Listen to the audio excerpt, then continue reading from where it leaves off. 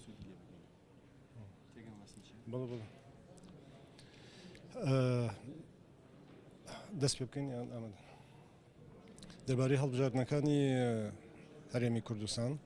ئەو هەموو باس و خواس و خەبەری بەشداریکردن بەشداری نەکردنانەی کە هەیە تا ئێستا ڕاستیەکەی شتێکمان پێ ئەڵێ کە ئەم هەڵبژاردنانە پێک هاتووە لە قەراری چەند لایەنێکی دەسەڵاتداری سیاسی لەم هەرێمە و لە عێراقا کە هیچ پەیوەندێکی بە خەڵکەوە نییە و هیچ پەیوەندێکی بە دەستور و یاسای وڵاتەکەەوە نییە هەڵبژاردن لە وڵاتێکا کە پارە و هێزی چەکدار تیا حاکمە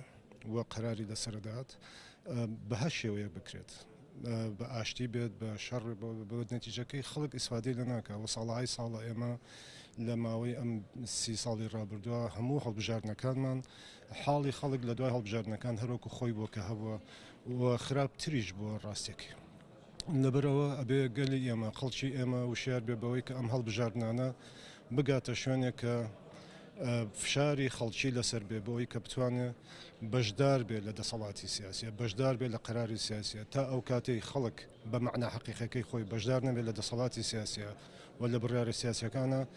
حاڵێم خەڵکەی ئێمە هەر بەم شێوەیە بکە هەیە لەبەرەوە پێویستیمان بە هوشیاری سیاسێکی تازە هەیە پێویستیمان بە هوشیارێکی سیاسی دژەباو هەیە کە هەموو سیاسەتی تەقلیدی و زۆری تاکو ئێستای لە ئەم هەرێمە ئێمە هەبووە کۆتایی پێبێت.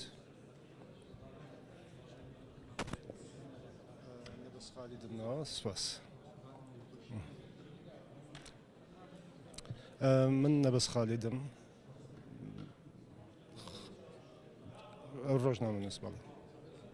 زۆر سپاس کاک